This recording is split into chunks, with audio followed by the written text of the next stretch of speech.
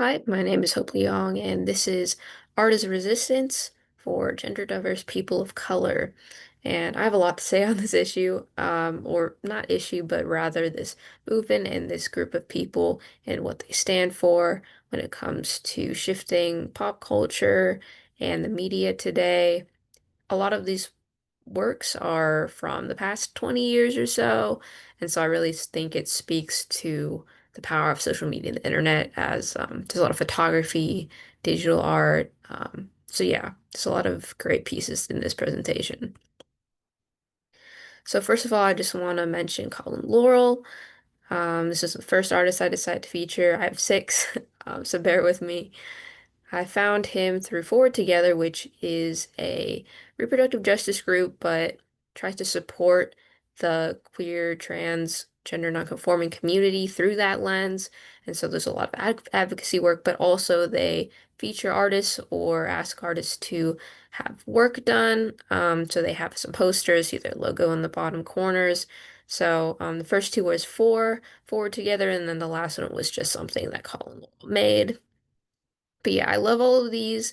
I really love the first one from 2017 and 2020. The third one really have similar kind of themes to it when it comes to the animal, the really bold, fierce imagery with the children as well about protecting trans kids and making sure that they have the chance to have a future. But then also, of course, this one right in the middle was one of the first ones that really stood out to me originally, which features three iconic trans women of color in the LGBTQ plus movement. And so, if you don't know who they are, definitely look them up. They're super interesting, and they've only more recently in the last 10, 20 years gotten the attention that they deserved, I feel. And now are some of the most celebrated activists in the community. Yeah, Colin Laurel is a black trans man, and so yeah, I know there's another level of personal passion that goes into this when saying protect trans kids. So yeah, really beautiful digital work. um, Gabriel Garcia Roman, and he has photography here, but then not just that, there's also this kind of collage going on in the background, this poetry, this writing, scribbles, and whatnot. And so this is from a series called Queer Icons that he did. So this is just a few of the pieces from that series over the years. But the interesting thing about this is that the writings are by the people who are in the picture. Um, and people in the picture are also typically queer artists or activists.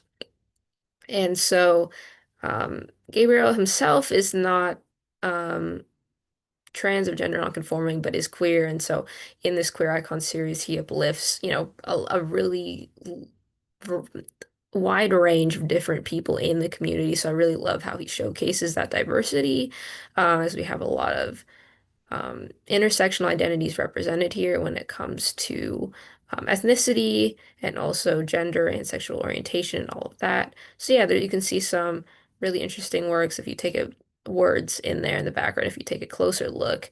But yeah, once again, it's just cool to see an artist also uplift other queer trans artists and especially people of color. And this is Martine Gutierrez, and she does photography work primarily, but there's also a lot of more abstract, modern performance art that she does as well, video art. Um, so yeah, the this publication, as you can see, they're all from 2018, was titled Indigenous Woman, just like the center one. It's like over 100 pages of a lot of images from um, similar imagery to the ones I have featured here. The first one is from a series called Demons, so that one in particular really shows um, this gender nonconformity in the context of being queer, but also being indigenous. And so it features, I believe it's Xochipilco. I can't pronounce it. I'm sorry. Um, but the flower prints and so this intersection it comes together really beautifully with these bright, bold colors of fashion for both queer influences, but also indigenous influences. And so it's really beautiful. It has a lot of other pieces in that series as well that you could definitely go check out.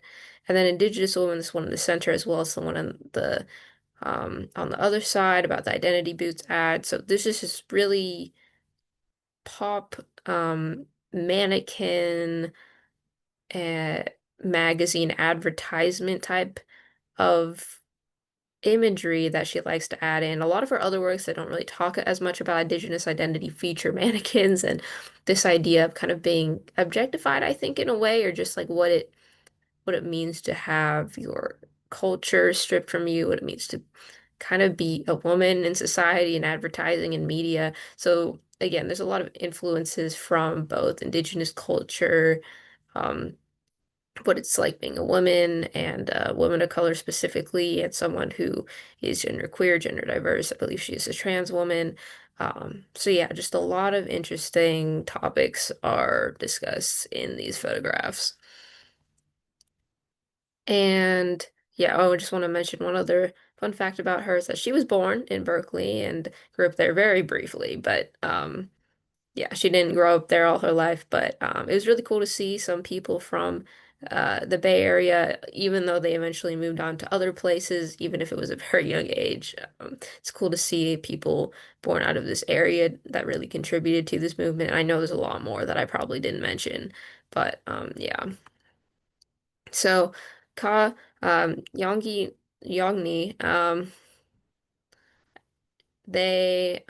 I found them originally through Safe Space Art. So they're a group that uplifts a bunch of different communities and issues and messages by putting people's art on billboards around the country, and in turn also takes space away from big corporations. And so that's a really interesting initiative that they have going on there for a lot of different issues. So that's definitely something you should go check out their website. But yeah, the artists themselves. Just had a lot of beautiful art. This one, Trans People Are Divine, was the one on the billboard that got submitted or got accepted into becoming a billboard in their series. And then also this mural on the side of this building kind of has an interesting backstory to it as well because this was in collaboration with the community, but specifically on the Morris Home, which is a residential recovery program. I believe I want to say it was in Tennessee or around Philadelphia is where they're from. So I forget the exact location of this place, but yeah, it specifically serves trans people. So this was a really beautiful project that I came across on their website, as well as this one on the side. Trans is freedom is adventure is endless. And so that's another cute, very collage style piece as well. So just really cute style overall, just from the aesthetic standpoint, but also I think as you've seen in some of the other works, just even having a representation of people of color, even though they don't explicitly say something about being black or brown or Asian or whatever it is, just having those people represented in art, advocating for the trans community or the gender diverse community is really powerful because sometimes they don't get featured there. They don't get the time of day that they deserve. And so, yeah, just seeing people with their naturally curly hair or braids and stuff. So, yeah, it could be a lot of different ways to have that representation. And so Joshua Serafin is someone from the Philippines, actually is not American as the rest of them were as well. And yeah, so they are have also a lot of more abstract performance art in their project. So this whole um line of images was pulled from this live performance series that they did under the umbrella of Cosmological Gangbang. So overall, there's this reflection, really abstract, really deep conceptual art about what it means to be part of from the land, from the Philippines, from an indigenous perspective before colonialization. But also, more obviously to me, that's what stood out was this pageantry that was in this first section of the series, Pageant Sirena and then Miss. They had a um, very pageant style outfit, and the performance was pageant style, as well as dancing and just movement in a lot of feminine ways. So that was really them critiquing, I guess, or observing or taking a look at what pageantry culture is like, particularly in the Philippines. I don't know a lot about the context into that, if that is something in particular that is really important, but I know that pageantry is a big thing in a lot of different places around the world globally. So, yeah, just taking a look into what that looks like, and I'm sure it is much deeper than that, but yeah, it's a bit jarring to see. It's not traditional art in the sense that someone's making a poster or a collage or just taking photos, but um, this conceptual art is really where people are starting to realize that they can ex anything they want, they can express themselves in all of these really abstract ways, just whatever feels right to them. So I think that's really interesting. And then finally, the last artist I wanted to talk about is Harriet Pathy Allen. She herself is not queer, and she's a white woman, but she's done some really amazing work for the LGBTQ plus community. And so it felt really wrong not to include her. She, again, as you can see, has some photos from the 1980s all the way to now, still in the 2010s, and I'm sure she's still going. So she's been going for a very long time. I believe since, yeah, just like the early 80s until now. She just, I guess, happened to be invited to take some photographs of some people who were cross-dressing.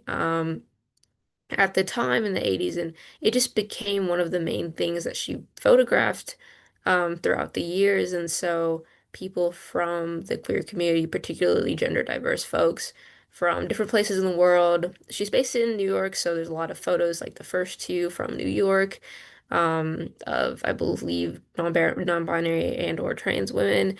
And then also she's been in other places like Cuba, as well as Thailand, and just has taken a lot of photographs on different subjects, but primarily her main, most famous publications came from her work photographing gender diverse people.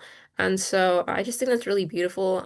The link up above for queerart.org, she actually funded a grant, an Illuminations grant that um, is specifically for, I believe, um trans people of color. I'm not sure if it's just black trans people of color specifically that it's targeted towards, or trans women. But yeah, she has her own grant on that um through that organization that helps to uplift new artists. And so they submit the work, and then there's judges, and they have different places, and they win prizes and also exposure, monetary support. So that's something that's really lovely, and I think she probably has a lot more to her story than what I've just said. But yeah, some really great work. But yeah, that's all. I talked a lot, but I just found all of them so fascinating. So I hope you did too, and I hope you learned something. Yeah, thanks for watching.